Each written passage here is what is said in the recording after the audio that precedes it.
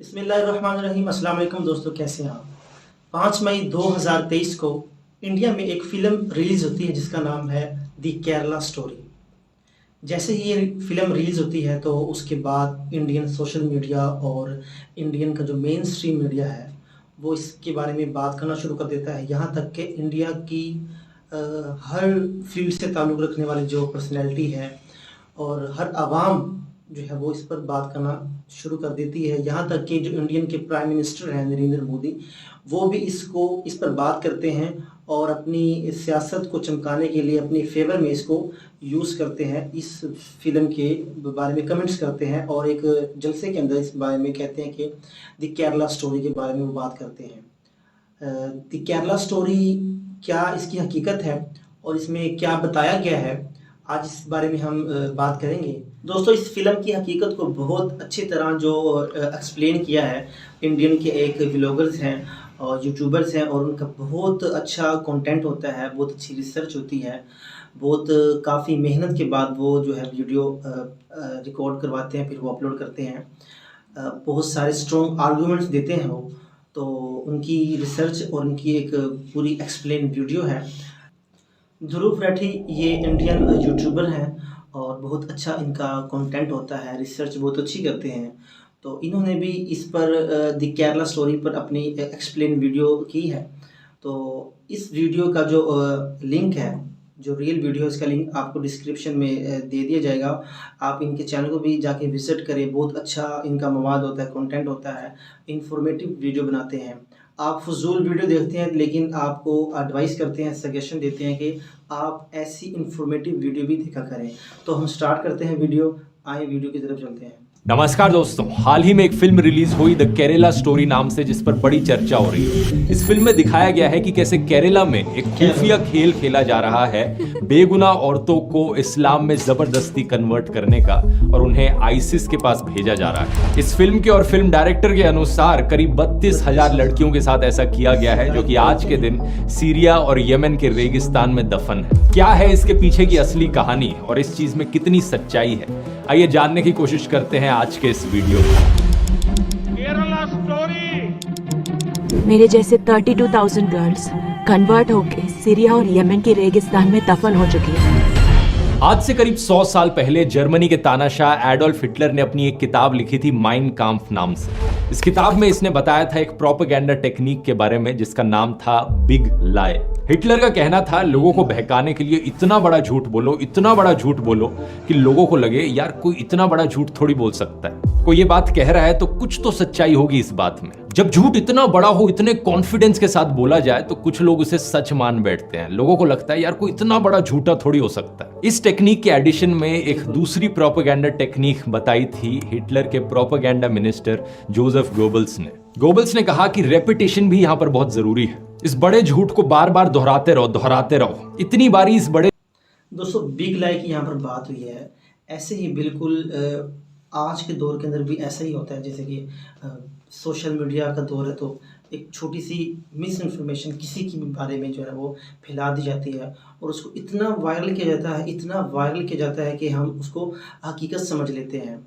और इससे नुकसान क्या होता है, वो किसी भी अगर पर्सनैलिटी को डिफेम करना होता है या किसी हुकूमत को, तो वो बहुत आसानी के साथ हमारे जो लोग हैं या आवाम हैं वो उस बहकावे में आ जाते हैं। ये तो एक बहुत हमारे लिए एक अलमे की बात है।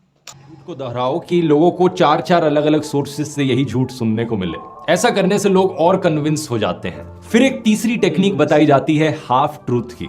बीच बीच में अपनी बातों में आधा सच भी घोल दो, क्योंकि क्या है ना, कुछ लोग आज के दिन बिग लायर्स को बड़ी आसानी से पहचान लेते हैं। जब कोई कहता है कि अरे यार कोई इतना बड़ा झूठ थोड़ी ना बोलेगा, लोग कहते हैं भाई तुझे पता नहीं है कितना बड़ा फेंकू है, ये इतनी लंबी फेंकता है जितनी दूर नीरज चोपड़ा का जेवलिन भी नहीं जाएगा। तो जो लोग इन बड़े झूठ से कन्विंस ना हो उनके लिए ये हाफ ट्रूथ। मैं क्यों बताने लग रहा हूं आपको ये सारी प्रोपेगेंडा टेक्निक्स, क्योंकि आज आप इस वीडियो में देखोगे कि कैसे इन तीनों टेक्निक्स का इस्तेमाल किया गया है लोगों को बहकाने के लिए। द केरला स्टोरी फिल्म के डायरेक्टर सुदीप्तो सेन से पूछा गया कि ये फिल्म कौन सी सच्ची घटनाओं से इंस्पायर्ड है। इन्होंने कई चीजें कही यहाँ पर।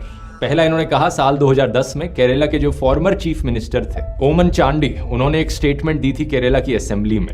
आप इस स्टेटमेंट को गूगल कर सकते हो और कुछ एक इंडिया टुडे की रिपोर्ट सामने आती है। 2500 औरतें, इस्लाम, केरला, ओमन चांडी, बात तो सही है। फिर कहा गया कि एक और former chief minister of Kerala VS Achuthanandan ने एक समय पर कहा था कि केरला अगले 20 सालों में इस्लामिक स्टेट बनने वाला है। आप इस चीज को गूगल पे सर्च करते हो और आपको यूट्यूब या ट्विटर पे वीडियो दिखता है, आपको लगता है यार हाँ ये बात भी सही है।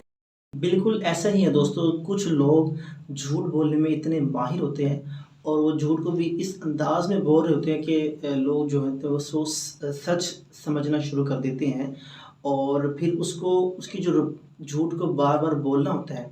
यानी कि एक बंदा वो एक बात को दोहरा रहा है और वो झूठ है, लेकिन वो बार बार अपने उस झूठ को भी कॉन्फिडेंस के साथ बोल रहा है और बार बार अपने मौक़िफ़ को दोहरा रहा है, तो हम उसको हकीकत मान लेते हैं। ऐसे ही हिटलर के जो सेक्रेटरी थे उसने भी ये सजेशन दी थी कि झूठ बोलो, इतना बड़ा बोलो, उसके बाद बार बार बोलो। फिर फिल्म के टीजर में दिखाया जाता है एक लड़की कहती है कि मैं फातिमा हूं और मैं अफगानिस्तान की जेल में हूं। आप इस चीज को गूगल पे सर्च करते हो और द हिंदू का एक न्यूज आर्टिकल दिखता है, फातिमा, अफगानिस्तान की जेल, इस्लामिक स्टेट। ये चीज भी सही है। यही सारी चीजें दोस्तों एक बढ़िया एग्जाम्पल है हाफ ट्रूथ का। ज्यादातर लोग ऊपर ऊपर से हेडलाइंस पढ़ लेते हैं लेकिन डिटेल में नहीं जाते। पहले आर्टिकल की बात करते हैं, साल 2012 का ये इंडिया टुडे का आर्टिकल। केरला के फॉर्मर चीफ मिनिस्टर ओमन चांडी इन्फॉर्म करते हैं स्टेट लेजिस्लेचर को कि साल 2006 से 2012 के बीच में 2667 औरतों ने इस्लाम में कन्वर्ट किया। 6 सालों में करीब 2500 औरतों ने। लेकिन बात नोट करने वाली ये है कि क्या उन्होंने कभी भी फोर्स्ड कन्वर्जन शब्द का इस्तेमाल किया। उन्होंने कहा कि हम अपनी स्टेट में कोई फोर्स्ड कन्वर्जन नहीं होने देंगे और ना ही हम मुसलमानों के खिलाफ हेट कैंपेन टॉलरेट करेंगे लव जिहाद के नाम पर। क्या यहाँ पर कहीं भी मेंशन किया गया कि कोई भी कन्वर्टेड औरत आईसिस को जाकर ज्वाइन कर रही है? बिल्कुल नहीं। दूसरी साइटेशन देखते हैं, former chief minister VS Achuthanandan का इंटरव्यू। ये केरला के चीफ मिनिस्टर रहे थे 2006 से लेकर 2011 के बीच में। जो वीडियो फैलाया जा रहा है उनका पुराने वाला, इसे सनशाइन पिक्चर्स ने अपलोड किया था, सेम कंपनी जिसने फिल्म बनाई है। सबसे पहली चीज तो इन्होंने इंग्लिश सबटाइटल्स के साथ छेड़छाड़ करी। जो शब्द उनके द्वारा बोले जा रहे हैं और जो सबटाइटल्स यहाँ लिखे जा रहे हैं वो सही नहीं है। दूसरी चीज, यहाँ पर वीएस अच्युतानंदन एक्चुअली में पीएफआई को स्ट्रांगली क्रिटिसाइज कर रहे थे, ये कहते हुए कि वो और धर्मों के यूथ को इन्फ्लुएंस करने की कोशिश कर रहे हैं, जबरदस्ती पैसे देकर उनकी मुसलमान औरतों से शादी कराकर। यहाँ पर भी आईसिस का कोई मेंशन नहीं है। दूसरी चीज, स्टेटमेंट को दिए हुए 13 साल हो चुके हैं। केरला आज भी उतना ही सेफ सेक्युलर स्टेट है जितना 13 साल पहले था। अब अगले आर्टिकल को देखते हैं, जून 2021 का आर्टिकल। यह आर्टिकल बात करता है 4 केरला की औरतों के बारे में जो अपने हस्बैंड्स के साथ अफगानिस्तान गई Islamic state of Khorasan province join करने 2016 से 18 के बीच में। इनके हस्बैंड्स अलग अलग हमलों में मारे गए। इनके नाम है निमिशा आलियास फातिमा ईसा, Sonia Sebastian आलियास Ayesha, marine Jacob आलियास Maryam और रफीला। अगर हम एनआईए की 2016 की लिस्ट देखें of 20 most wanted Indians in Islamic states, तो इन 4 औरतों के नाम यहां भी दिखते हैं। इनके अलावा 2 और औरतें हैं, अजमाला और शमासिया। इन दोनों के हस्बैंड्स कजन्स थे और इन 6 औरतों के हस्बैंड्स यहां आप फोटो में देख सकते हैं। इन 6 औरतों में से 3 ऑलरेडी मुस्लिम थी, 2 ने कन्वर्ट किया क्रिश्चियनिटी से इस्लाम में और 1 ने कन्वर्ट किया हिंदुइज्म से इस्लाम में। तो सिर्फ एक ही औरत यहां पर ओरिजिनली हिंदू थी, जिसका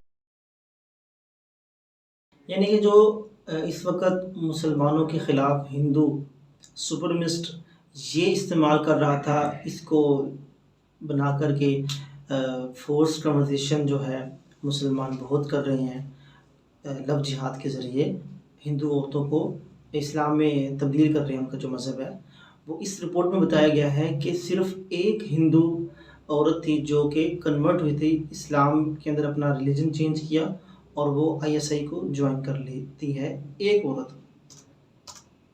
का नाम था निमिशा नायर। क्या निमिशा नायर को यहाँ पर एक मुसलमान आदमी ने लव जिहाद के शिकार में फंसा दिया?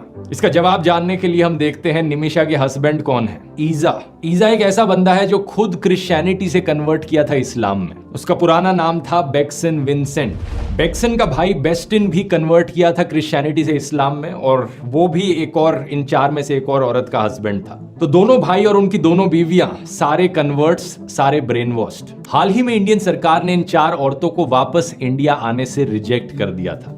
इनमें से 3 के video interviews Nimisha, Sonia Sebastian और रफीला के आप YouTube पर ऑनलाइन देख सकते हो, YouTube channel straight news global पर 2020 में इन्होंने इंटरव्यू दिया था और वहां आप असली में देख सकते हो कि औरतें दिखने में कैसी थी, बात करने में कैसी थी और कैसा इनका बिहेवियर था। When there was a Khilafah, when I was in Mahmud, I was happy at that time. So I can never say that Khilafah was wrong. What I did was wrong. That I can't say that because I had a comfortable life there. इस video को देखने के बाद कोई भी देख सकता है कि औरतें अभी भी कितनी ब्रेन वॉश्ड और रेडिकलाइज्ड हैं। लेकिन द केरला स्टोरी फिल्म की जो मेन कैरेक्टर है, कॉन्स्टेंटली वो सिंपैथी इवोक करने की कोशिश करती हैं। फिल्म में जितना बेचारा और इनोसेंट करके दिखाया गया है इन औरतों को, ये इनोसेंस असल जिंदगी के वीडियोस में शायद ही झलकती है। मैं आपसे पूछना चाहता हूं, क्या आपके अंदर सिंपैथी होगी इन रियल लाइफ औरतों के लिए, या फिर आप इन्हें ब्रेन वॉश्ड बेवकूफ कहोगे? क्या आप चाहोगे कि अफगानिस्तान की जेल में ही पड़ी रहे या फिर इंडियन सरकार इन्हें इंडिया में वापस लाए और इंडियन जेल में डाले? ये सवाल मैं आप पर छोड़ता हूं, नीचे कमेंट्स में लिखकर बता सकते हैं आपकी राय क्या है। स्ट्रैटेजिक न्यूज ग्लोबल रिपोर्ट हमें बताती है कि एनआईए की 2016 की चार्जशीट में जिन 20 लोगों को मेंशन किया गया है, वो लोग एक दूसरे से काफी इंटरकनेक्टेड थे जब रेडिकलाइजेशन की बात करी जाती है। तो इनमें से 17 लोग सिर्फ एक सिंगल डिस्ट्रिक्ट से आते थे, केरला में कासरगोड जिले से। 2020 की एक हिंदुस्तान टाइम्स की रिपोर्ट ने बताया कि कुछ और ने बाद में ज्वाइन किया, तो टोटल 22 लोग एक्चुअली में कासरगोड से थे। 2016 का इंडिया टुडे का आर्टिकल बताता है कि एक ट्रेंड है कि सिर्फ सिंगल यूथ यहाँ नहीं जा रहे हैं आईसिस ज्वाइन करने, बल्कि पूरे के पूरे परिवार, यहाँ पर हस्बैंड, वाइफ और इवन बच्चे भी चले गए आईसिस ज्वाइन करने। आर्टिकल में यह भी मेंशन किया गया है कि इससे पहले ज्यादातर आईसिस के रिक्रूट्स एक्चुअली में महाराष्ट्र, कर्नाटक और तेलंगाना से गए थे, केरला से नहीं। लेकिन ये स्टार्ट न्यूज ग्लोबल रिपोर्ट आगे की भी बात करती है। 2018 तक कहा गया कि करीब 60 इंडियंस ने अफगानिस्तान ट्रैवल किया, जिनमें से 26 मेल्स थे, 13 औरतें और 21 बच्चे। ये सब देखकर क्लियरली कहा जा सकता है कि एक प्रॉब्लम जरूर है। यहाँ पर लोगों को रेडिकलाइज किया जा रहा है, ब्रेन वॉश किया जा रहा है आईसिस ज्वाइन करने को। इंटरनेट के जरिए नए modes of communication open up हुए हैं। 2019 में union minister of state for home affairs G Kishan Reddy ने बताया कि इंडियन इन्वेस्टिगेटर्स ने पाया कि आईसिस एक्चुअली में डार्क वेब और इनक्रिप्टेड प्लेटफॉर्म्स का इस्तेमाल कर रहा है लोगों को रेडिकलाइज करने के लिए और आतंकवादियों को रिक्रूट करने के लिए। लेकिन सवाल यहां पर यह उठता है कि यह प्रॉब्लम कितनी बड़ी है आखिर। फिल्म ने कहा कि 32,000 औरतों के साथ ऑलरेडी ऐसा किया जा चुका है केरला के अंदर। आइए इसके आंकड़े देखते हैं। Vladimir Voronkov, under secretary general of United Nations office of counter terrorism, इन्होंने बताया कि 110 देशों से करीब 40,000 फॉरेन टेररिस्ट फाइटर्स सीरिया और इराक में गए कॉन्फ्लिक्ट को ज्वाइन करने। 40,110 देशों से। एक और एस्टिमेट दिया 2018 की study International Centre for the Study of Radicalisation King's College London ने 41,490 लोग 80 अलग अलग देशों से यानी कि 41,490 लोग जो हैं वो तकरीबन 80 ममालिक से जो है वो ISIS में ज्वाइन करते हैं। तो इस रिपोर्ट के मुताबिक 41,490 लोग 80 ममालिक से वो उन्होंने ज्वाइन किया है। तो जो यहाँ पर नंबरिंग बताई गई है इस वीडियो के अंदर, फिल्म के अंदर 32,000, तो वो एक बहुत बड़ा झूठ जो हमें साफ दिखाई देना शुरू हो जाता है। आईसिस से एफिलिएटेड है। इनमें से 79% लोग आदमी हैं। इन दोनों रिपोर्ट्स के बेसिस पे एक एस्टिमेट लगाया जा सकता है करीब 40 से 42,000 फॉरेन टेररिस्ट हैं जो दुनिया भर से आईसिस को ज्वाइन करने गए। तो कितने इंडिया से हैं? अमेरिका के ब्यूरो ऑफ काउंटर टेररिज्म ने कंट्री रिपोर्ट्स पब्लिश करी साल 2020 में। इन्होंने कहा सितंबर 2020 तक एनआईए ने 34 टेररिज्म के केसेस इन्वेस्टिगेट किए थे और करीब 160 लोगों को इंडिया में अरेस्ट किया था आईसिस से रिलेटेड। डबल चेकिंग के लिए एक और सोर्स देख लेते हैं। ऑब्जर्वर रिसर्च फाउंडेशन ने एक पेपर पब्लिश किया था अक्टूबर 2019 में। इन्होंने कहा कि प्रो आईसिस केसेस 2014 और 2018 के बीच में इंडिया में थे करीब 180 से 200 के बीच। और ये 200 लोगों का जो अनुमान है यहाँ पर, इसमें सिर्फ वो लोग नहीं है जो एक्चुअली में आईसिस को ज्वाइन करने गए इंडिया छोड़कर, वो लोग भी हैं जिन्होंने आईसिस का प्रोपेगेंडा फैलाया इंडिया में इंटरनेट पर। एक तीसरा सोर्स भी देख लेते हैं। 2019 में इंडियन होम मिनिस्ट्री ने कहा था, ये नंबर 155 पर है। अगला सवाल ये कि ये तो ओवरऑल इंडिया के केसेस हुए, केरला में कितने केसेस हैं? तो ये जो 180-200 केसेस का नंबर है, इसमें से 40 केसेस केरला के बताए जाते हैं। तो 200 इंडिया में, 40 केरला में। लेकिन ये नंबर हमें ये नहीं बताता कि एक्चुअली में कितने लोग आईसिस ज्वाइन करने गए थे, क्योंकि इसमें और आईसिस एफिलिएटेड लोग भी हैं, प्रोपेगेंडा फैलाने वाले लोग भी इंक्लूडेड है। एक्चुअली में कितने लोग गए आईसिस को ज्वाइन करने इंडिया छोड़कर? यूएस की डिपार्टमेंट ऑफ स्टेट की रिपोर्ट ने बताया कि करीब 66 नॉन इंडियन ओरिजिन फाइटर्स थे जो आईसिस से एफिलिएटेड थे एज ऑफ नवंबर 2020। सही सुना आपने, सिर्फ 66। 2018 की स्टैट न्यूज ग्लोबल रिपोर्ट ने भी 60 का ही फिगर दिया था, तो ये नंबर उसके बड़े आसपास है। तो इस 60 के नंबर में से कितनी औरतें हैं? करीब 13 औरतें हैं। कितनी औरतें हैं जो केरला से हैं? सिर्फ 6 औरतें हैं जो केरला से हैं। इन 6 में से ऐसी कितनी औरतें हैं जिन्हें बाकी धर्मों से इस्लाम में कन्वर्ट किया गया? 3 औरतें हैं। इन 3 में से 2 क्रिश्चियंस थी और 1 हिंदू थी। तो जो फिल्म में दिखाया जा रहा है ये सिर्फ 3 औरतों के साथ असल जिंदगी में हुआ है, और वो भी वैसे नहीं हुआ जैसे फिल्म में दिखाया जा रहा है। और यहां दावा किया गया है कि 32,000 औरतों के साथ ऐसा हुआ। यही है वो बड़ा झूठ दोस्तों। ये झूठ इतना बड़ा है कि कोई आम इंसान इसे सुनेगा तो उसे लगेगा यार 32,000 के साथ नहीं, कुछ तो सच्चाई होगी इसमें, कुछ हजार औरतों के साथ ऐसा हुआ होगा। कुछ हजार नहीं तो चलो कुछ 100 औरतों के साथ ऐसा हुआ होगा। नहीं, सिर्फ 3 के साथ। अब आप में से कुछ लोग कहेंगे यार 32,000 हो या 3 हो, क्या फर्क पड़ता है, कहानी तो वही है ना। इसमें प्रॉब्लम क्या है? कई प्रॉब्लम्स हैं। पहला तो ये कि अगर 32,000 की जगह 3 का नंबर इस्तेमाल किया जाता है तो फिल्म का पूरा कॉन्सेप्ट ही फेल हो जाता है। ये कहना कि यहाँ पर एक खुफिया लव जिहाद की कंस्पिरेसी चल रही है, लड़कियों को फोर्सिबली कन्वर्ट करने की और उन्हें आईसिस भेजने की, और इस कंस्पिरेसी का नतीजा सिर्फ 3 औरतें निकली, तो इसका मतलब ये इंडिविजुअल केसेस है, यहाँ पर कोई कंस्पिरेसी नहीं हो रही है। दूसरा, इस लेवल तक जनरलाइज करना चीजों को और एग्जैजरेट करना एक बहुत ही बेवकूफी वाली चीज है। यही चीज अगर किसी और इंसिडेंट के साथ करी जाए तो आप कहोगे कि क्या बकवास है ये। एग्जाम्पल से समझाता हूं। पिछले कुछ महीनों में हमें ऐसे 3 केसेस देखने को मिले हैं जहां पर किसी इंडियन सिटीजन ने चलती हुई फ्लाइट के अंदर किसी और पैसेंजर के ऊपर पेशाब कर दिया। अब इमेजिन करो कोई अमेरिका या जापान जैसा देश एक फिल्म बनाए यहाँ पर इंडिया स्टोरी नाम से, और उस फिल्म में दिखाया जाए कि कैसे ये इंडियंस तो हमेशा पेशाब ही करते रहते हैं औरों के ऊपर फ्लाइट्स में। 32,000 ऐसे इंसिडेंट्स देखने को मिले हैं जहां पर इंडियंस ने पेशाब किया है किसी और के ऊपर। कैसा लगेगा आपको सुनकर? आप कहोगे कि क्या बकवास चल रही है, देश को बदनाम करने की कोशिश करी जा रही है। लेकिन अगर दूसरी तरफ फिल्म बनाने वाला कहे कि यार 32,000 चलो एग्जैजरेटेड नंबर था, लेकिन 3 के साथ असली में ऐसा हुआ है, इसलिए फिल्म बनाना जस्टिफाइड है यहाँ पर, क्या होगा आपका रिस्पॉन्स ऐसे केस में?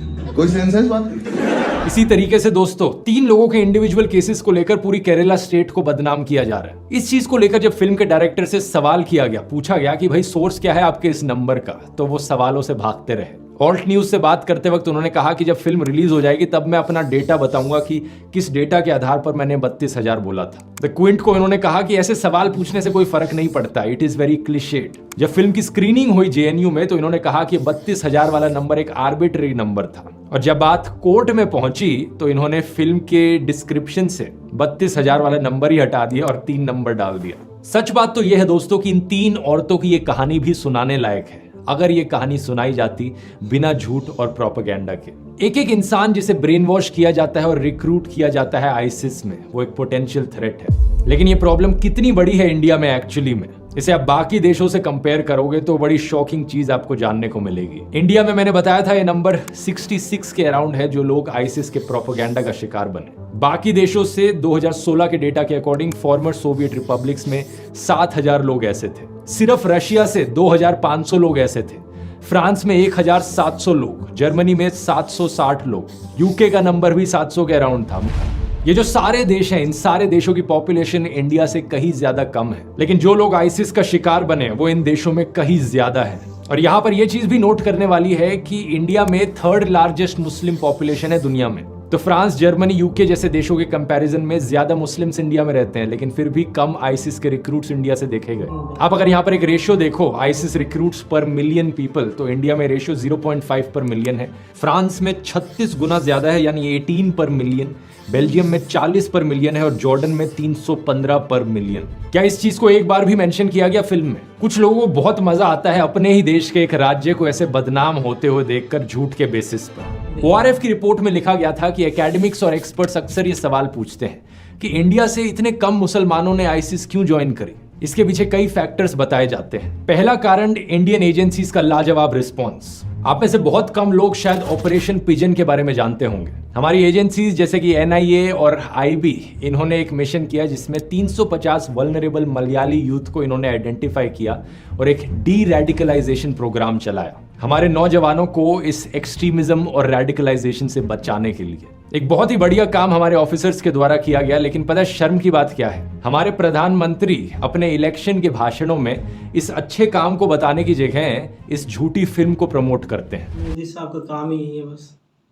आतंकी साजिश पर बनी फिल्म ये केरला स्टोरी की इन दिनों काफी चर्चा है। यहाँ पर एक और ऐतिहासिक ऑपरेशन याद आता है जो इंडियन फोर्सेस ने ISIS के खिलाफ किया था। एक बड़ा रेस्क्यू ऑपरेशन जिसके ऊपर टाइगर जिंदा है फिल्म भी बनी है। प्रधानमंत्री मोदी चाहते तो इस इंस्पिरेशनल कहानी के बारे में बता सकते थे लोगों को, लेकिन नहीं, झूठी फिल्म प्रमोट करनी थी। दूसरा कारण फॉर्मर डिप्लोमेट तालमीज अहमद बताते हैं इंडिया का सिंक्रेटिक कल्चर और ट्रेडिशन, इंडिया में यूनिटी इन डाइवर्सिटी। इंडिया में मुस्लिम्स हिंदुओं और क्रिश्चियंस के साथ मिलजुल कर रहते हैं और इसीलिए एक्सट्रीम आइडियोलॉजीज को उन्होंने रिजेक्ट किया। 2015 में जब पता चला कि सिर्फ 29 इंडियंस ने ISIS को ज्वाइन किया था, एक रिपोर्ट ने बताया कि ISIS खुद इंडियन रिक्रूट्स को इंफीरियर मानता था। ISIS का मानना था कि इंडिया में जो इस्लाम प्रैक्टिस किया जाता है वो काफी सॉफ्ट वर्जन है, एक ज्यादा लिबरल वर्जन है इस्लाम का। तीसरा, यहाँ पर कई मुस्लिम क्लेरिक्स का भी एक पॉजिटिव रोल बताया जाता है। मार्च 2009 में दारुल उलूम दियोबंद ने एक फतवा इशू किया था इंडिया को दार अल अमन डिक्लेयर करते हुए, एक ऐसा देश जहां पर मिलिटेंट जिहाद प्रोहिबिटेड है। सिमिलरली 2015 में एक जॉइंट फतवा इशू किया गया था 70,000 इंडियन मुस्लिम स्कॉलर्स के द्वारा ISIS, तालिबान, अलकायदा और बाकी और आतंकवादी संगठनों के खिलाफ। यहाँ जो असली केरला स्टोरी है वो बड़ी प्राउड होने वाली बात है कि बाकी दुनिया के कंपैरिजन में इंडिया से कितने कम मुसलमानों ने ISIS को ज्वाइन किया। और केरला यहाँ पर एक बड़ा ही जीता जागता एग्जाम्पल है इस यूनिटी इन डाइवर्सिटी का, जहाँ अलग अलग धर्मों के लोग साथ में मिलजुल कर रहते हैं पीसफुली। यही कारण है कि केरला नंबर 1 स्टेट है बहुत से अलग अलग इंडिकेटर्स में। एजुकेशन में नंबर 1, हेल्थ केयर में नंबर 1, ह्यूमन डेवलपमेंट इंडेक्स में नंबर 1। और फिर हमारे पॉलिटिशियंस इन झूठी कहानियों का इस्तेमाल करते हैं केरला को बदनाम करने के लिए। फरवरी में इसी साल होम मिनिस्टर अमित शाह ने इलेक्शन कैंपेनिंग के वक्त कर्नाटका में कहा था, आपके बगल में ही केरल है, इससे ज्यादा कुछ नहीं कहूंगा। केरला को बदनाम करना इकलौता प्रोपेगेंडा नहीं है इस फिल्म के अंदर। दूसरा बड़ा झूठ फैलाया जा रहा है लव जिहाद को लेकर। फिल्म में दिखाया जा रहा है कि यहाँ पर जबरदस्ती धर्म परिवर्तन करने की कोशिश करी जाती है। क्या सच है इसके पीछे? साल 2017 में केरला की सरकार ने 90 केसेस की लिस्ट सबमिट करी थी NIA को जांच करने के लिए कि इनमें लव जिहाद एंगल है या नहीं है। NIA ने 11 केसेस पर एग्जामिनेशन करी और कंक्लूड किया साल 2018 में कि हालांकि PFI ने कन्वर्जन को फैसिलिटेट किया था, लेकिन एक भी ऐसा केस नहीं मिला जहां पर जबरदस्ती धर्म परिवर्तन करवाया जा रहा हो किसी भी इंसान का, चाहे आदमी हो या औरत। एक सबूत से मन नहीं भरता, दूसरा सबूत देख लो। यूनियन होम मिनिस्ट्री ने भी यही कहा था साल 2020 में। Minister of state for home affairs G Kishan Reddy ने लोकसभा को बताया रिटर्न रिप्लाई में कि अभी तक कोई भी लव जिहाद का केस रिपोर्ट नहीं किया गया है किसी भी सेंट्रल एजेंसी के द्वारा। ये लव जिहाद की कंस्पिरेसी थ्योरी एक बड़ा झूठ है जो बार बार आपको सुनाया जाता है अलग अलग एंगल्स से। पॉलिटिशियंस अपने भाषणों में ये कहते हैं, व्हाट्सएप यूनिवर्सिटी की तरफ से आपको व्हाट्सएप फॉरवर्ड्स मिलते हैं लव जिहाद की बात करते हुए, गोदी मीडिया खबरों में लव जिहाद की बात करता है। इतनी बारी रिपीट किया जाता है इस बड़े झूठ को कि लोगों को लगता है कुछ तो सच्चाई होगी इसमें। वही बात जो मैंने शुरू में कही थी, ये लव जिहाद का पूरा कॉन्सेप्ट ना सिर्फ मुसलमानों को बदनाम करने की कोशिश है बल्कि औरतों के भी खिलाफ जाता है ये कॉन्सेप्ट। खुद ही सोचकर देखो, जो लोग इस चीज में विश्वास करते हैं कि एक औरत को भड़काया जा सकता है एक आदमी के द्वारा, कैसे लोग हैं वो? औरत कोई भेड़ बकरी है क्या? एक औरत का खुद का कोई दिमाग नहीं होता? कोई भी आकर कुछ भी कहेगा, औरत भेड़ बकरियों की तरह इधर उधर चलती चली जाएंगी। चाहे हिंदू औरत हो, मुस्लिम औरत हो, क्रिश्चियन औरत हो या किसी भी और धर्म की औरत हो, सभी औरतों को मिलकर इन धर्म के ठेकेदारों को बताना चाहिए कि भाड़ में जाओ, हमारे पास अपना दिमाग है। अगर कोई जबरदस्ती मुझे कन्वर्ट करने की कोशिश करेगा तो मैं पुलिस के पास जा सकती हूँ। और कानून भी ऐसा बनाया गया है कि अगर कोई जबरदस्ती कन्वर्ट करने की कोशिश भी करेगा तो उसे जेल जाना पड़ेगा। लेकिन सवाल ये कि कितना लोगों को एक्चुअली में कन्वर्ट किया भी जा रहा है इंडिया में। कभी कभार ऐसा होता है कि कोई क्रिश्चियन मिशनरी हुआ या ये घर वापसी वाले हो या कोई मुस्लिम क्लेरिक थोड़े ओवर एक्टिव हो जाते हैं अपने प्रवचन में और बैलेंस थोड़ा इधर से उधर हो जाता है। जैसे कि ये 2016 का न्यूज़ आर्टिकल देखिए जहां पर विश्व हिंदू परिषद के लीडर ने कहा कि इनकी ऑर्गेनाइजेशन ने 7.5 लाख लोगों को हिंदुइज्म में वापस रिकन्वर्ट किया 10 सालों के अंदर अंदर। लेकिन ये अलग अलग धर्मों के ठेकेदार अगर इंटरफेयर ना करें, लोग अपनी मर्जी से कन्वर्ट करना चाहे, तो एक बड़ा बैलेंस देखने को मिलता है। अप्रैल 2021 की रिपोर्ट देखिए, 506 लोगों ने रजिस्टर किया कि वो अपना धर्म बदलना चाहते हैं केरला सरकार के सामने। इनमें से 47% लोग ऐसे थे जो क्रिश्चियनिटी या इस्लाम से हिंदुइज्म में कन्वर्ट किए। तो ऐसा नहीं है कि एक तरफ ज्यादा कन्वर्जन्स देखने को मिल रही हूं। 2021 के प्यू रिसर्च सेंटर के सर्वे ने भी यही चीज बताई थी। 30,000 से ज्यादा लोगों पर सर्वे किया गया, पता लगा कि सिर्फ 0.7% लोगों ने हिंदुइज्म को छोड़ा था, दूसरा धर्म अपनाया था, और 0.8% लोगों ने बाकी धर्मों को छोड़कर हिंदुइज्म अपनाया था। यहाँ पर समझने वाली बात यह है कि सिर्फ कुछ पॉलिटिकल पावर के लिए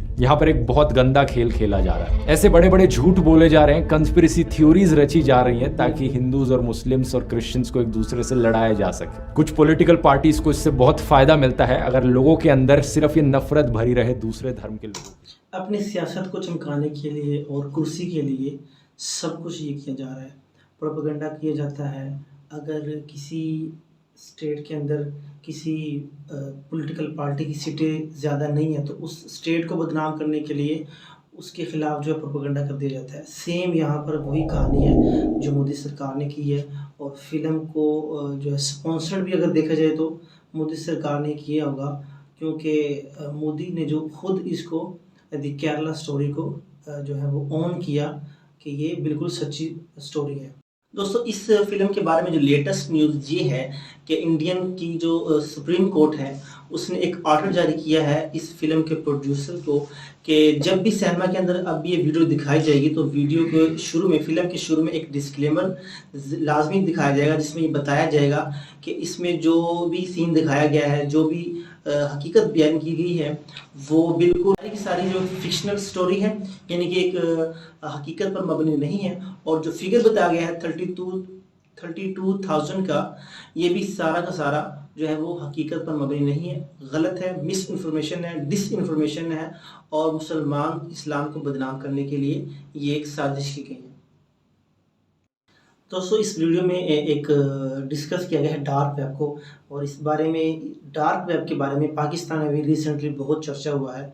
इसकी क्या रियलिटी है, इंशाल्लाह अनकरीब इस बारे में इंफॉर्मेटिव वीडियो आपको हम आपके लिए लेकर आएंगे। तो आप अगर चाहते हैं कि इंफॉर्मेटिव वीडियो को सुनना पसंद करते हैं तो हमारे इस चैनल को लाजमी सब्सक्राइब करें और इस वीडियो को लाइक करें और हमारे इस चैनल को ज़्यादा से ज़्यादा शेयर करें। पाकिस्तान जिंदाबाद।